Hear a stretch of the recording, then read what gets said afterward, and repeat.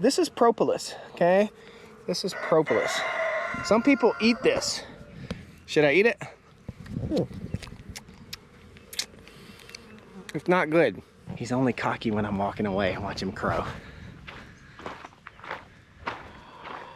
Listen. Randy's funny, man. Told you. He's establishing his dominance.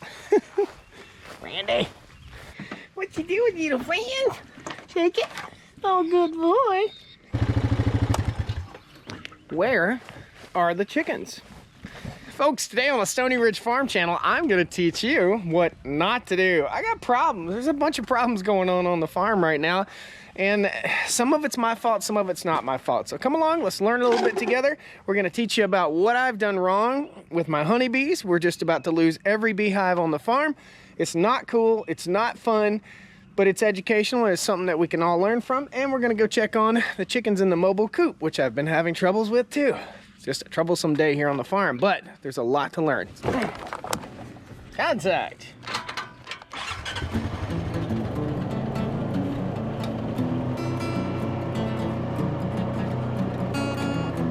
Stoney Ridge.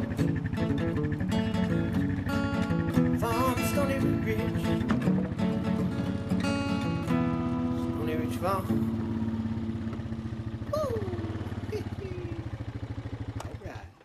Where are the chickens?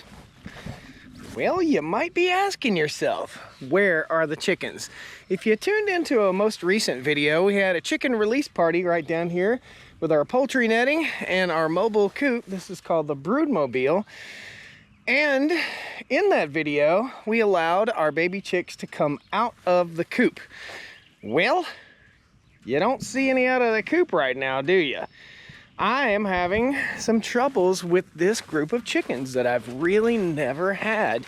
And so we're in the retraining phase right now, and that's where this bucket comes into play. We're gonna step right over this electric poultry netting, try not to get shocked, and we're gonna show you what we got going. So I moved the chicks out here, and basically I put their feeders and their waterers right down here, and they came right down and ate, and everything was great. They foraged, they ran around in here, they did their job spreading the manure around, fertilizing the yard, and making everything just awesome, right? This is our ramp. We're gonna drop our ramp. We're gonna open up the chicken coop door real quick. So the birds have had the opportunity to come out of the chick cozy door here all day long, and there are no birds to be found. Why? What's going on? So, as I open this up, I find all my chickens in here just kind of chilling out. Hey guys, it's okay. And we have their feeder inside here. So what has happened over the last few days and nights is the chickens have not been going back up into the coop, despite the fact that the door is open and the door closes probably, I don't know, 5 minutes after dark. All the chickens aren't going back up. We're gonna set this back up real quick. This is a lesson learned, and there's another lesson after this. We'll set that guy there. So I came down here the first night and the second night, and I was recruiting chickens basically. So they would roost right up under here, and there's big piles of manure all up under here. They would roost up under that frame. Well, that is not what this is about.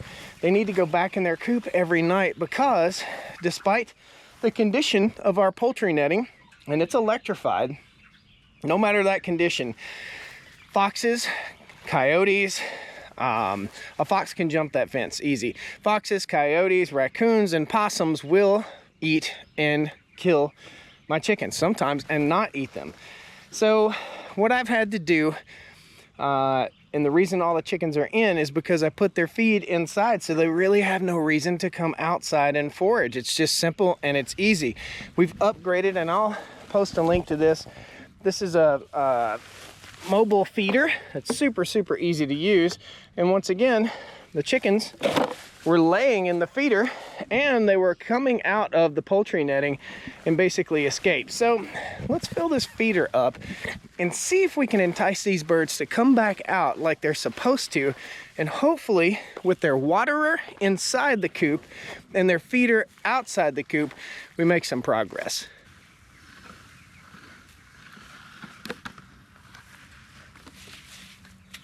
Pretty birds!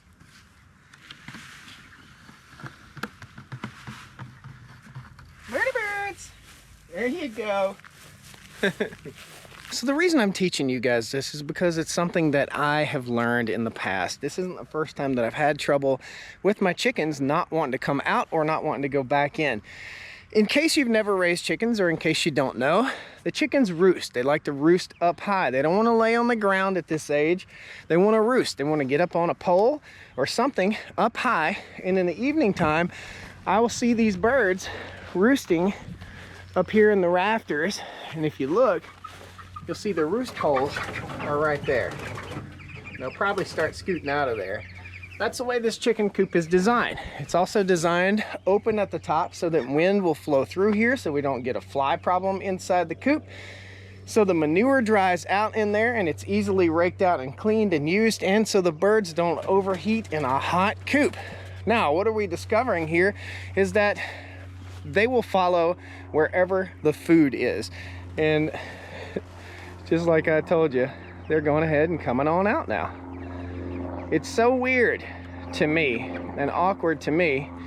I mean, it's just like clockwork. We've only had the food or the feeder out of the chicken coop for, what, a minute and a half? So we've got to entice them both to come out of the coop and to go into the coop, and that's what the take-home message is today. So if you have chickens and you're letting them free range, or you're letting them free range in a netting area just like this, the thought process needs to be, you can't have both food and water out here. You're gonna have to entice them to go back into the coop at night. Hopefully this is gonna solve our problem. It has in the past, so we keep our waterer in here and our feeder out here, or vice versa, and that will allow our chickens a good way to free range and also get themselves back up at night so that Farmer Josh isn't out here chasing chickens at 10 o'clock at night. And that's what I've been doing. So let's take a look in here, see what these guys are doing. Looks like they're all kind of making their way out. Now, I put solar motion lights on this coop right here. They're picking up sunshine, and this lights the coop up at night. So if a predator were to come around, it would light it up. And what's the predator fear the most? Being discovered. So I think that's a smart thing to do. I don't have one on the front door right here because I really don't need it. They can't get in through the front door. There's no way they can climb and get up in there, but they can climb and go right in the top right there if they decide to do so. Anyhow, I built this coop with my bare hands with lumber that was harvested right here off of the farm. The next lesson we're gonna learn here, and we'll come back to the chickens here in just a minute, and I'll bet you'll see them all eating, but the next lesson we need to learn here is over in the honeybee yard, and I'm losing every honeybee hive that I have, and it's my fault, and I want you guys to know why. Bye-bye, chickies.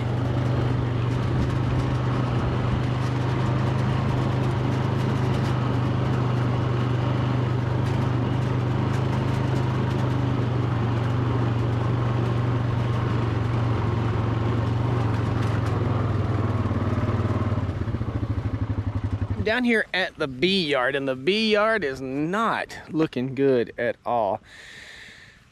I'm a little bit ashamed, but I honestly don't know if there was anything that I could have done differently, but I'm gonna give you some advice that I think I should have done differently. So probably a month ago, I caught a bee swarm out of this apple tree right over here. We'll walk over. The honeybee swarm was right up in the lower branches of this tree. And simply enough, I caught them and put them in a smaller hive. They were all kind of bunched up on the bottom of that apple tree. That's pretty much why I have my fruit trees, my smaller fruit trees, right here by the bee yard. If you want to capture swarms, if your honeybees are gonna swarm, and the reason a honeybee hive might swarm is because they're trying to procreate, they're trying to start new hives, they're trying to proliferate, they're trying to build a new colony in a new spot. And again, I guess that's just nature's way. Just like human beings, we're reproducing. Just like them chickens, they're reproducing. The honeybees are also reproducing. And the way that that works is either through the farmer, the beekeeper, splitting the hives off in the spring. That's Randy, by the way.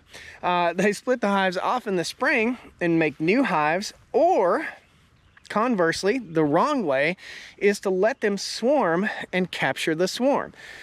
2 years ago, I had about 15 swarms out here. I had about 5 hives. I had about 15 swarms. Now I only have 1 hive that's doing horrible. So we've gone over the facts of having your orchard near your honeybees or some smaller trees. If your honeybees are backed up to a piece of forest like this over here, or taller trees like you see right down there, you're gonna have troubles, because if they do swarm, where are they gonna go? They're gonna go way up high in those trees. The goal here was to have some fruit trees in front of my honeybees so that when they did swarm, they would swarm to the fruit trees and everything would be much, much better. That has absolutely worked.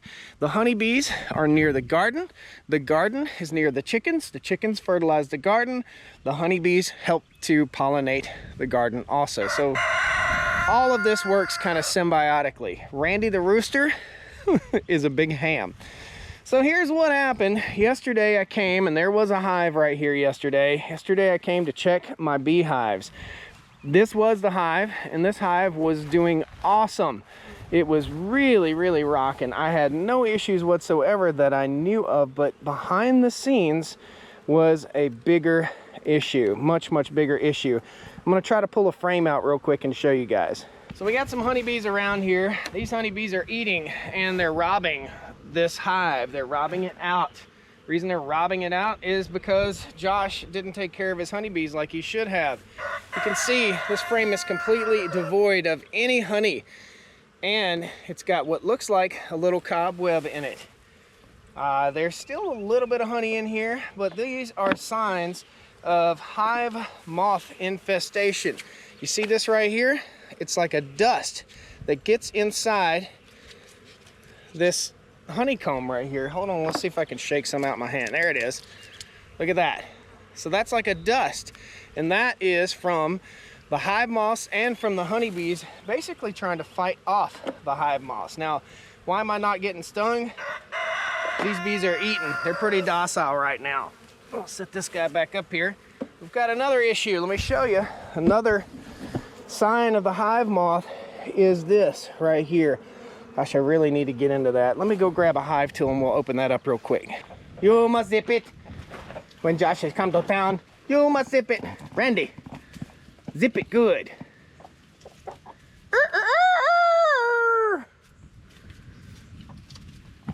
Watch. He's only cocky when I'm walking away. Watch him crow. Listen. Randy's funny, man. Told you. He's establishing his dominance. Randy. So we've established that all these bees are in here robbing. Here's what we've got. As I break this frame out and I break this frame out. So a few things you need to know. This is beeswax. This is propolis, okay? This is propolis. Some people eat this. Should I eat it? It's not good. It doesn't taste good, but it's supposed to be a superfood. It's not my jam. It's just not my jam, dude. So as we pull out this frame right here, you're gonna see ugly, ugly, silky, cobwebby mess. And this is just trashed, man. It's just totally trashed. You can see tracks through the honeycomb right here where the hive moth larva has tracked through there. It's horrible. It's not good. This is a failing hive, and again, it was infested by hive moth larva.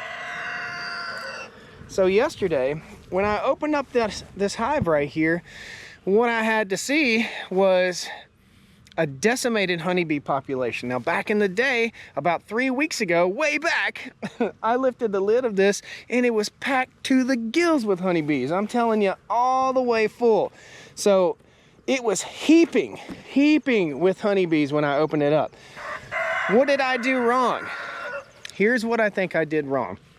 I did not appropriately manage this hive. What I should have done when there wasn't any honey up here and there wasn't a lot of population in the very middle. In other words, the top of the hive had plenty of honey, the middle of the hive did not, and there was some empty space like what you're seeing right here. When you have empty space like that in your beehive and your entrance is a little bit wider, and what else did I notice? I noticed that there were bees coming in through a crack right in here. So what happened was they had too much space in there. There weren't enough bees in there to manage the hive moth population. In a healthy hive, they'll go in and they'll capture the hive moth or the larva or the egg, and they'll take it out of the hive or they'll destroy it. In this case, they just couldn't do it. There was not enough population to do that. Now, what happened there, what caused that, could have been a failing queen. So this was the hive that swarmed. When the hive swarms, the old queen leaves with half the bees. The new queen is left behind to thrive. She evidently did not thrive, and after about 21 to 30 days, we started losing population, and the new queen evidently was ousted from the hive, and that was it. End of the hive. Now this next hive is a perfect example of, again, failure to thrive and a failed queen. So this was the hive that I caught in a live stream, and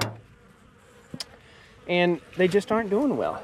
There's only a cluster of bees about this big right in here, and you can see them, they're grumpy. They are grumpy. This is called a screen top board, by the way. Helps keep the bees nice and cool.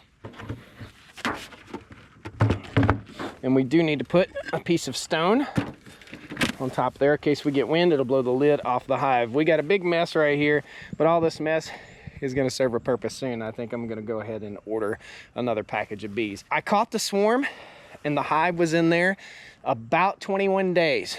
That 21 days was long enough for me to find out that that old queen that left the hive may not have come back and got into my swarm box, the box that I caught the swarm in.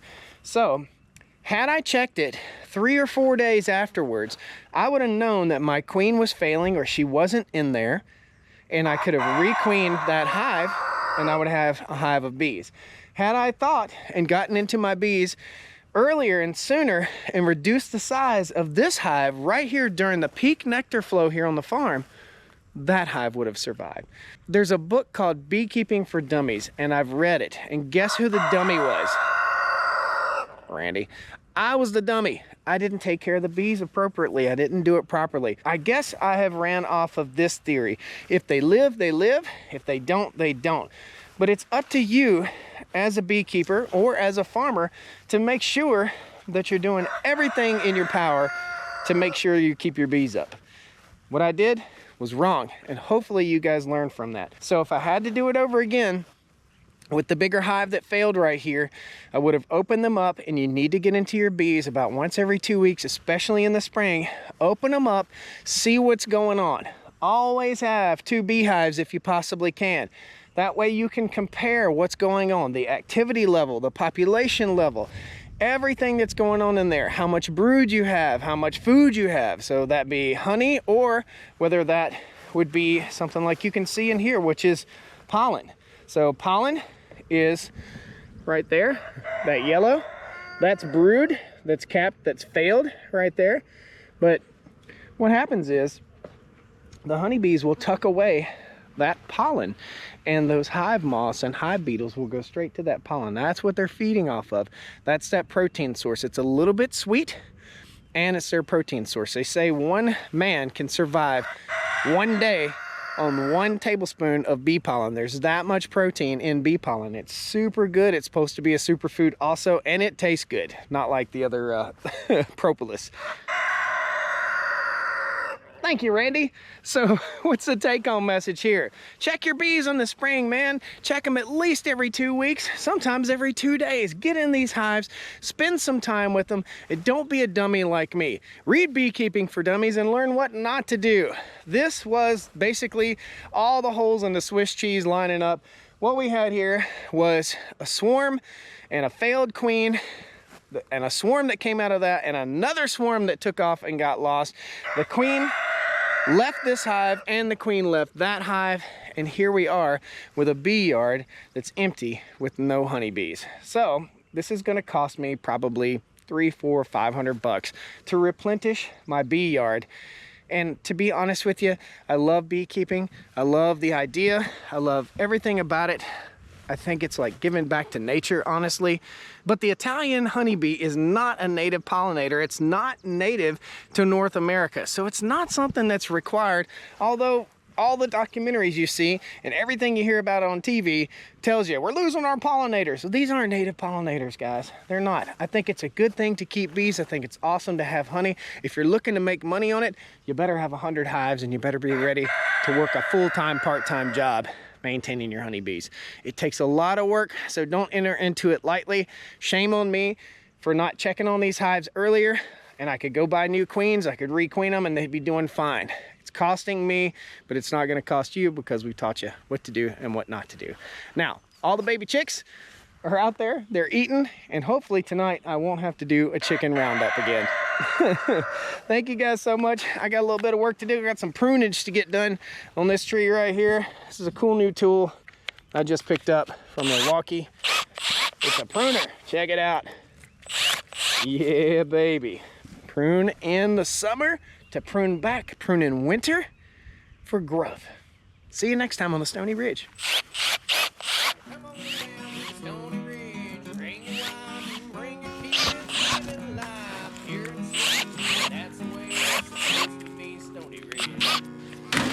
When a problem comes around, you must zip it. When Josh has come to town, you must zip it. Randy, zip it good. Give up on beekeeping for the year. And it's not a good thing. Randy, Randy, Randy, Randy, Randy. That's gonna be a flogging rooster one day. Thank you, Randy. This thing helps with my buddy, arthritis. Birdie, birdie!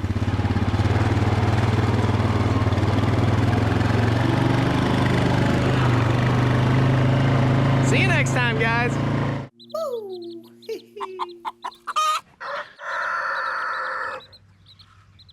Thank you, Randy.